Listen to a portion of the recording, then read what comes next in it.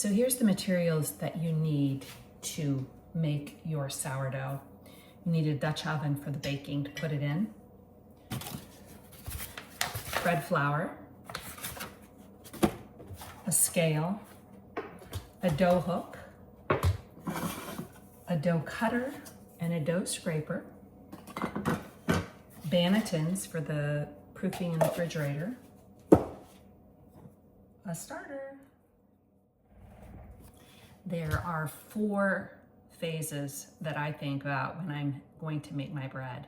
And the first phase is to feed your starter. So you get your starter out of the refrigerator and you get a bowl on your countertop here. Feed the starter. And you give it 1 part starter, 1 part water, and 1 part flour.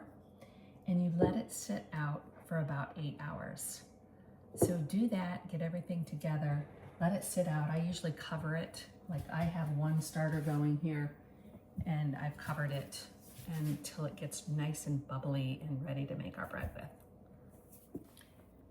The next step is to mix your dough. So get all the ingredients together and mix the dough in a bowl. And then you're going to do a series of 4 folds. And this is the recipe that I began with and I'm still using and still trying to perfect. And so just mix all these things together and then you're gonna do a series of 4 folds where you go in and pull it up and keep going around and folding. I'll show you how to fold this bread. And so you need to have, I forgot to tell you, you need to have your timer. This is a very important step. So you mix the dough and then you let it sit there for 30 minutes and then you mix it again, 30 minutes, mix it, fold it again, 30 minutes, and do the last fold. And then you can let it just sit on the counter for like 8 hours and ferment. And this is a really fun process.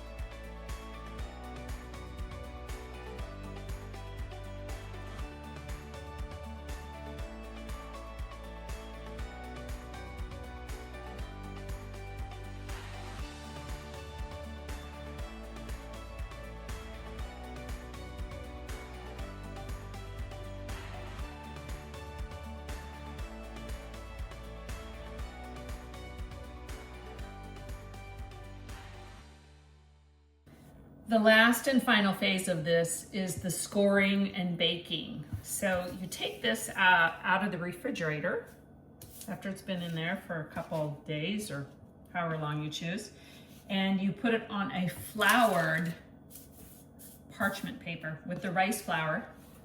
Just let it drop off in there. And then you can score it. Take a really sharp edge, razor edge, and just go down the middle, almost to the side, and that's the really sweet spot that opens up.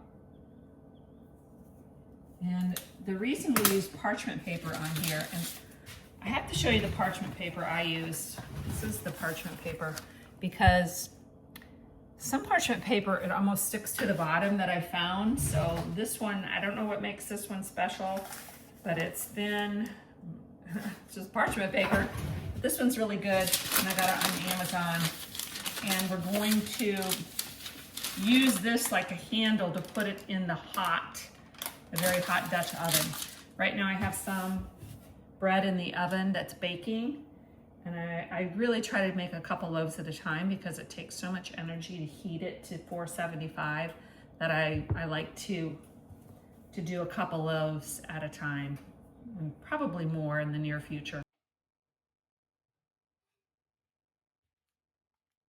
And the last part that I just want to make sure to mention is that I bought one of these bags.